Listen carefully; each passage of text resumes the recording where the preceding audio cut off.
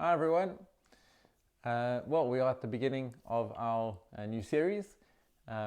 We anticipate it being 5 or 6 weeks, and we're going to call it Equip. And the idea is that we want to go over some material that's going to equip us for practical action. Evangelism, which is the theme of what we're talking about, is an inherently practical thing, and we want to make sure that we don't have this as a sort of cerebral exercise. And so we're trying to make the sessions as practical as possible.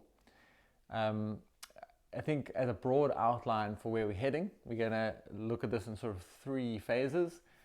One is going to be around thinking about our own lives, thinking about how the gospel has changed us, and thinking about what are the things that, given the opportunity, we can speak with confidence about.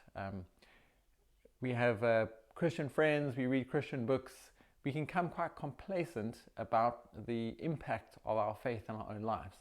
And so we want to take some time up front to do a bit of an audit, to think carefully about those things and think about the areas of our lives, and they may well be different for each of us, but the areas of our life that are quite distinct from culture at the moment, and how our faith informs those things. So that's kind of the first movement. The second is around how do we share those stories? How do we get to a place with people where we can share those things in an authentic way? And Sam Chan has got some great ideas. As he says, they're not the only ideas, and they're not even necessarily the best ideas, but there are some patterns or kind of practices that he has developed in his own life that have been fruitful. And I think I certainly think they've been quite helpful as I've kind of read through the material and thought about it. So again, we're just trying to get practical as soon as possible. The third movement is the part that's probably at most risk of being a bit cerebral. But the way the world thinks has changed quite dramatically since many of us came to faith. And we want to do a little bit of cultural commentary, I guess, on how do people understand ideas like truth these days, which inevitably comes up when you're talking to people about faith.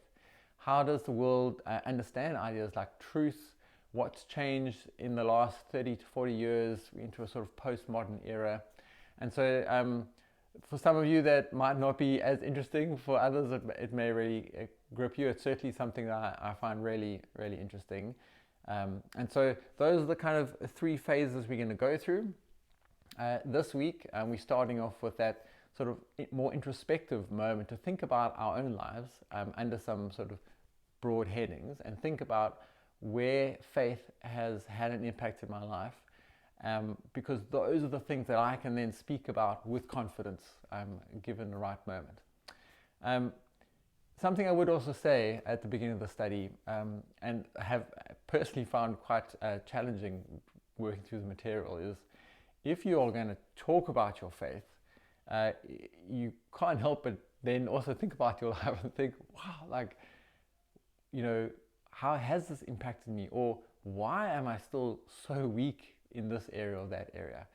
And so I would just say, expect to have to do a bit of self-evaluation and to think about your life and to think about, how different is my life actually in this area? Am I obedient to the Lord in these things? Have I allowed the gospel to actually reform that part of my life? Or actually do I think very much like my friends who have no faith? And so I think you must expect those things to come up, and to see this as an opportunity in that kind of audit process to think, well, man, I've got some work to do there.